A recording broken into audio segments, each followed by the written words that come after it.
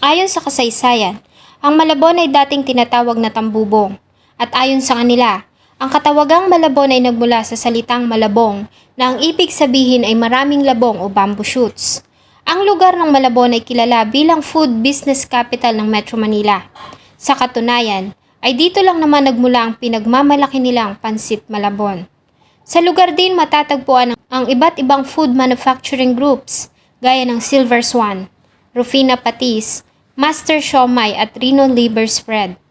Maliban dito ay marami ding mga lumang bahay at simbahan ang matatagpuan sa Malabon.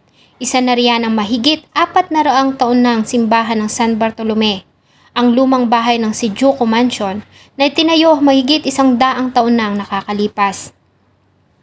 Ang kwento po natin ngayon ay nangyari sa Malabon City. Ito ay ang natagpuang mula ng buhay na katawan ng isang pet lover na dalaga noong 2022 sa loob ng kanyang inuupahang bahay. Samahan niyo po akong balikan ang kwento na naging kamatayan ni Lovely Ann Villagomez. Bago ko po simulan ang ating story, sa mga bago po sa channel ko, please hit the subscribe button at pakipindot na rin po ang ating notification bell para ma-notify kayo sa mga bago nating upload na videos.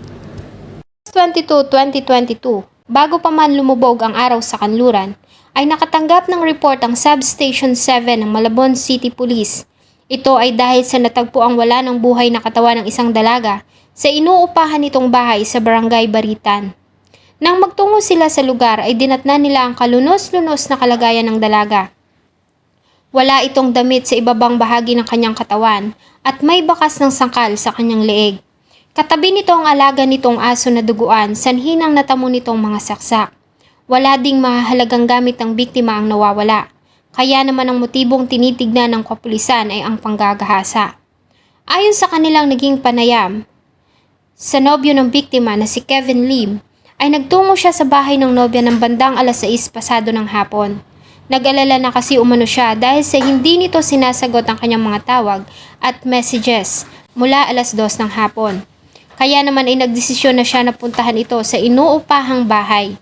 Ilang beses pa umano siyang tumawag ngunit walang sumasagot mula sa loob. At nang sumilip siya sa siwang ng pintuan, ay dito niya nakita ang nobya na duguan, kaya naman ay agad siyang tumawag sa mga pulis bago niya tuluyang sirain ang pinto. Ang biktima ay kinilalang ang 29 anyos na si Lovely Ann Villagomez o mas kilala nila sa tawag na LA. So this is the photograph of the crime scene. Ito yung sa harap ng bahay ng victim. Nakikita natin na medyo scattered yung mga clothing. And even yung aso ay pinatay din. Nakitaan natin ito na may saksak. And si Lovely Ann, wala namang mga physical injuries na nakita, but nakita natin na merong pasa sa kanyang lieg. And merong result, postmortem result later that will be presented also. So the cause of death is asphyxia by manual strangulation. So meron ding evidence of black and blue face mask. So close up view doon sa alleged blood splatter doon sa folding table. Agad namang nagsagawa ang mga tauhan ng Malabon Police at Northern District Criminal Investigation and Detection Group ng investigasyon at dito ay nagawa nilang makakuha ng mga footages ng closed circuit television sa area.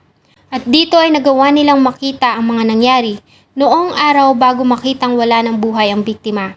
Sa kuha ng CCTV noong tanghaling tapat ng August 22, 2022 ay nakitang lumabas si LA sa kanyang inuupahang bahay kasama ang alaga nitong aso na si Chanzi.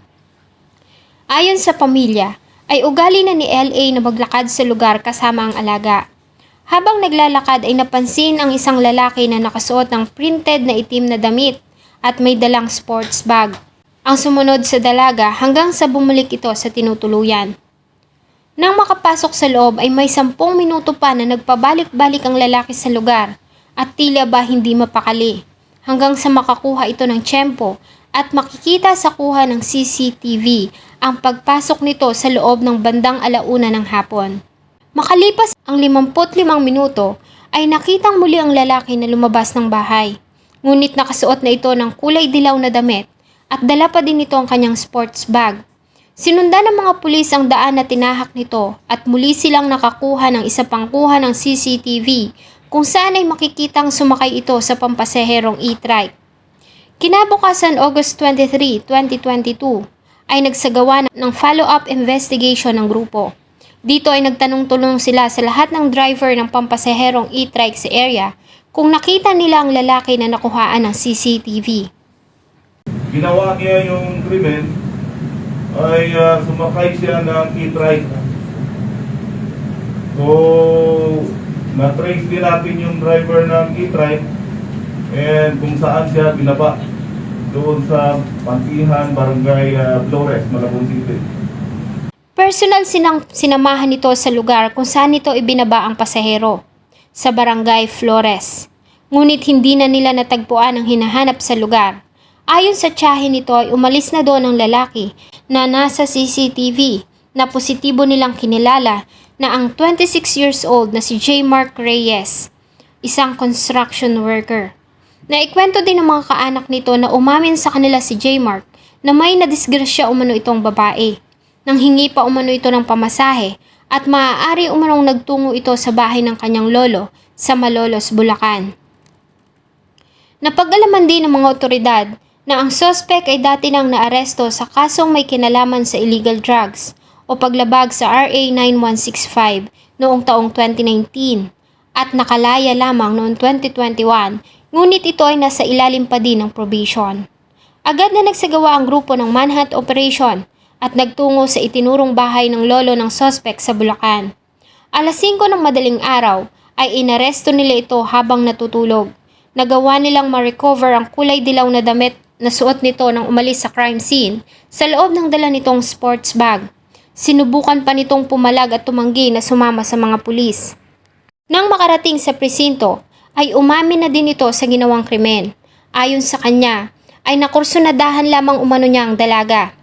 Una niya umanong pinatay ang alaga nitong aso dahil sa tumatahol ito at natatakot siya na makuha nito ang atensyon ng mga kapitbahay.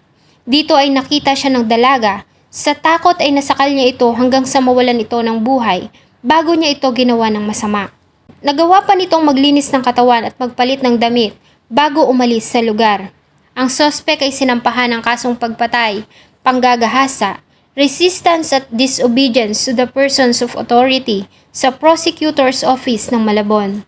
Nagpasalamat naman ang pamilya ni LA sa Philippine National Police, Crime Investigation Department Group at Malabon City Police sa kanilang naging mabilis na aksyon at paghuli sa suspect. Sana po ay nagustuhan niyo ang isa na namang malungkot na kwento na akin pong ibinahagi. Marami pong salamat sa patuloy na pagtangkilik sa akin pong mga videos. Huwag niyo pong kalimutang mag-iwan ng saloobin at suggestion sa atin pong comment section. Thank you so much po and see you in my next video.